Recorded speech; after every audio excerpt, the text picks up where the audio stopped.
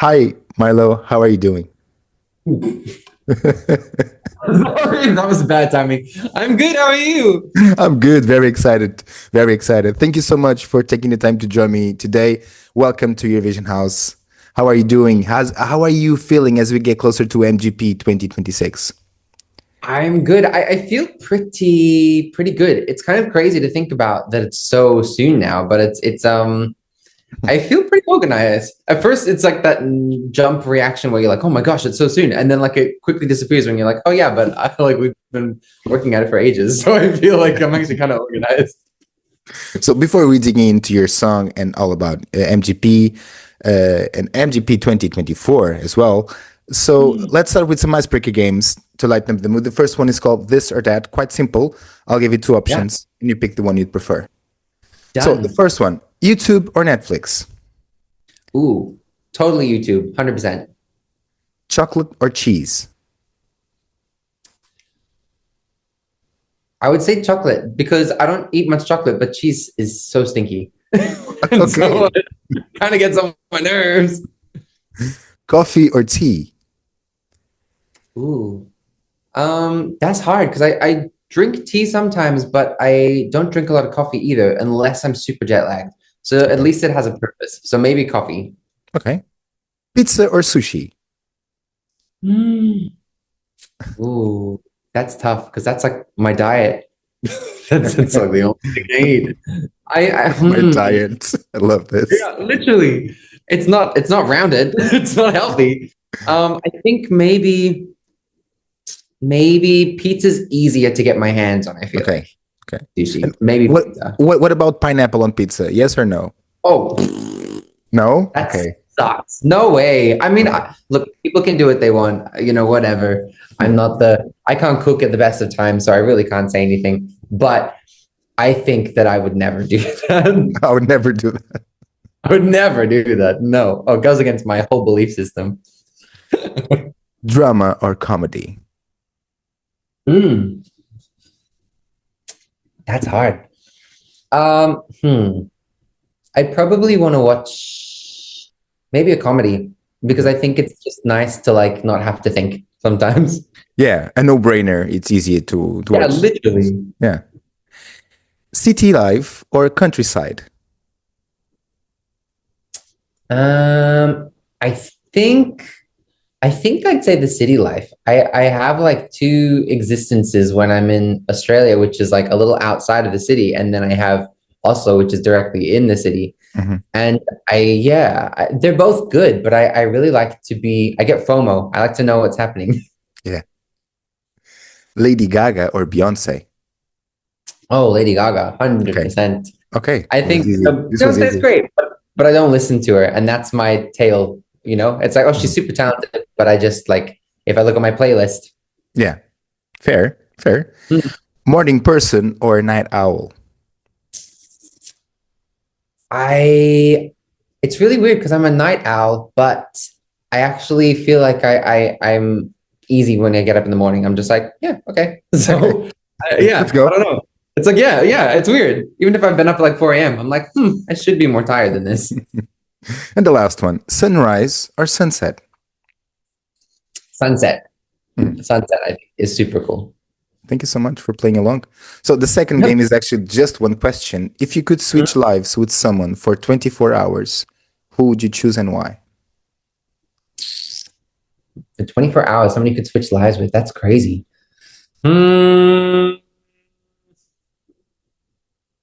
I don't know. That's so hard. I feel like that's like a question I have to like think about, and I Yeah. actually have no idea. I maybe someone in a really weird job. I wonder what David Attenborough does in a day. You know, Who? the guy that films like all those like David Attenborough. He does. Oh, okay, okay, yeah. Okay. That would be so weird. Like imagine just going to different places and just filming animals for like hours, and then just talking about them. Like this animal's taking a crap. Like A what a completely random job. different job than yours. Yeah. Yeah, I mean, I talk a lot of crap, but I don't film animals taking them. So I feel like that would be an interesting job. Thank you so much, Milo. So returning to Okay. MGP, you competed in 2024. What lessons from that experience are you bringing into 2026? I think I know a little bit more about how the show works and how it runs in terms of like, Mhm. the lead up and sort of I feel like I have a better grasp and I think I'm a little bit more maybe more pushy, which is Mhm. really good. Just pushing for more rehearsals, pushing for more like things to do as well. Like I think I've I've put a lot more work on my plate this year than I had last time. So I think it's sort of like going, okay, how far can I push myself and how far can I push everyone else as well? Mhm. So it's kind of like getting the best product by all of us, like trying to like get to our sort of limits of what we can do and what time we're given as well. So that's probably what I've learned the most. And then not to go on Twitter and yeah, those are my key things I think I've learned so far. It's better to stay away from, toxic comments and yeah. Oh, cesspool. Yeah, honestly. So is this return about redemption, a new chapter, or something else entirely? It's sort of a bit of both. It's a continuation basically of your mind, I think, because it's as a song, it's a big reference to 2024. I think in terms of concept and in terms of what it was written about, it was written about all the things that were going on during 2024 with me and I thought it was really important to talk about because I think I always have to say like it's not coming from like a petty place when I do it or when I what I've written because it's like oh gosh like we've moved on but I think it's really important to sort of remind people and audience members and just people that just because you're a public figure or because you're a singer or an actor or whatever a celebrity like people still see things and people still hear things and I think people sometimes need to think twice before they make that comment online or like start crapping in or like death threatening somebody and go Yeah. maybe I shouldn't do that. I think that Frankenstein is sort of like a bit of a metaphor for that because obviously, like with the controversy I had in 2024, it was about people not understanding the message and Mhm. thinking, oh my gosh, this person is crazy and blah blah blah blah. And and Frankenstein is a good metaphor because it's about this person that was totally misunderstood as a monster, but like wasn't a bad person. People just didn't understand him. So I think that was a good tie-in. And so it's kind of for me at least. This is a really long ass answer. Sorry. No, no, no. I'm It's loving it. I'm like, loving it. I'm loving it. yeah. Thank you. It's like it's basically a continuation of that. So I really just wanted to cleverly sort of say the same thing, which is just like, maybe if people took more time to understand something, they would be less quick to hate on it. You know what I mean? Yeah. Yeah, yeah, yeah. So And that's that's the the story behind Frankenstein.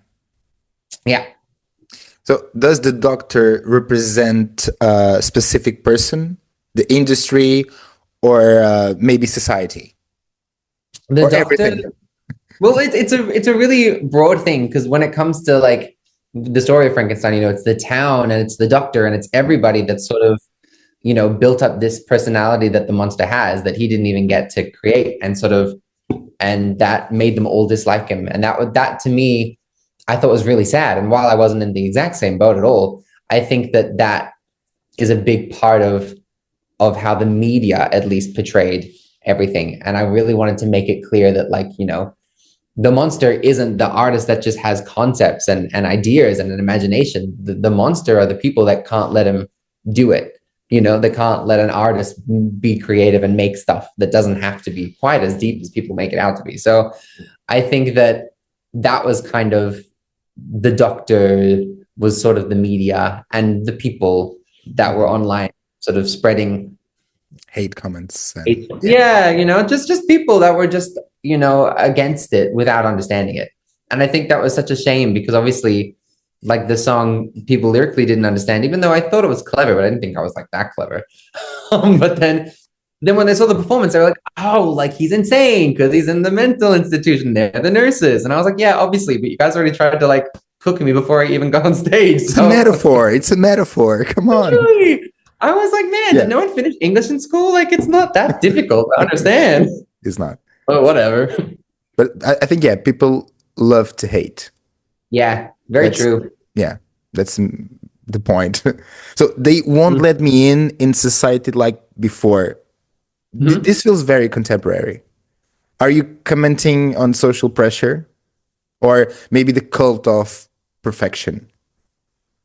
It's a little bit of that. For me, when it was they won't let me in society anymore, being that like 2024 was my first like introduction into being known, and I think that that was crazy as well. So it's a mix of, you know, that sort of what you said, and then also a mix of the life of being sort of public and being a celebrity, and sort of you can't really walk down the street sometimes without Yeah, people like I've had to. recognizing you.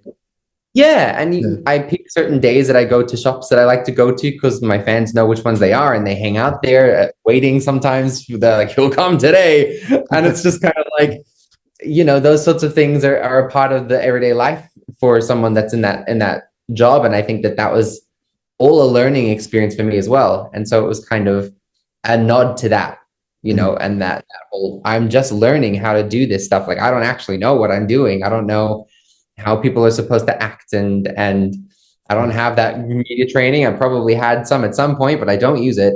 And I think like, it's just a learning thing. And I think people are so harsh to new celebrities or new people that are just learning how to deal with an audience. Yeah, it's a learning process.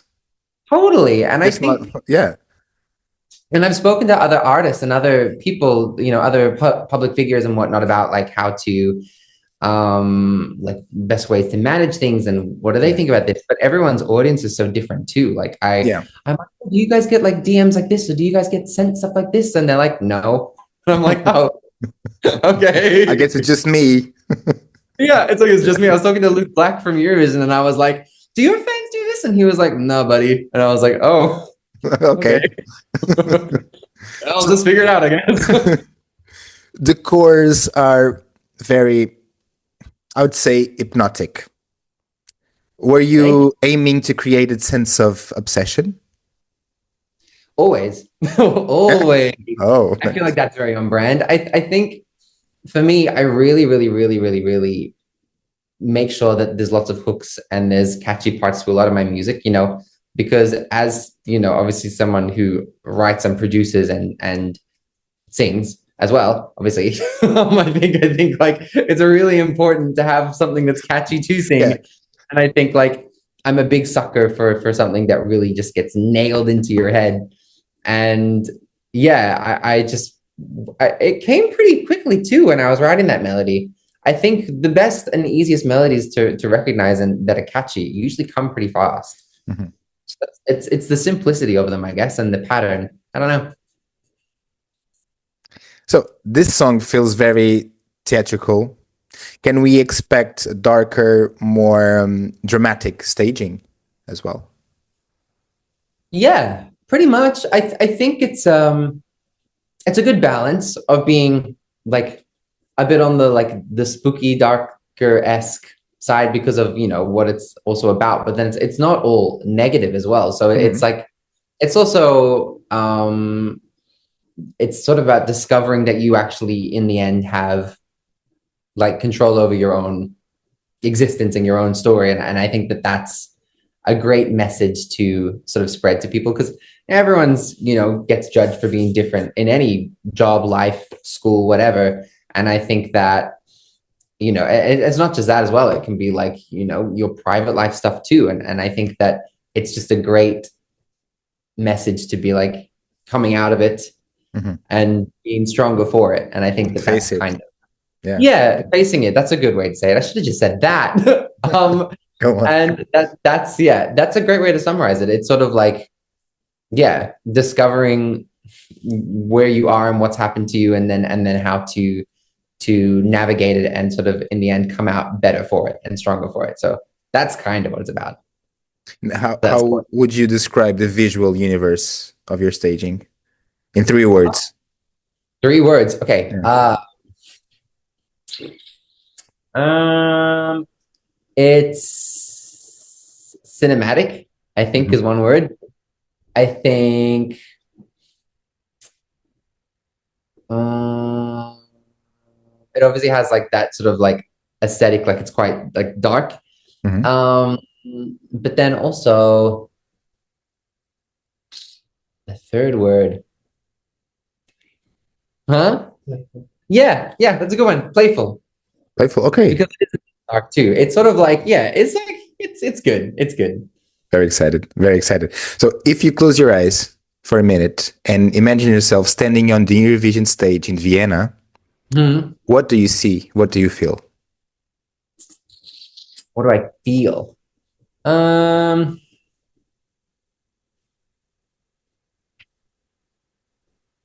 I probably have a really dry mouth. That's what I probably feel. I'm probably like, man, da, da, da, da, da. That happens all the time. So probably that.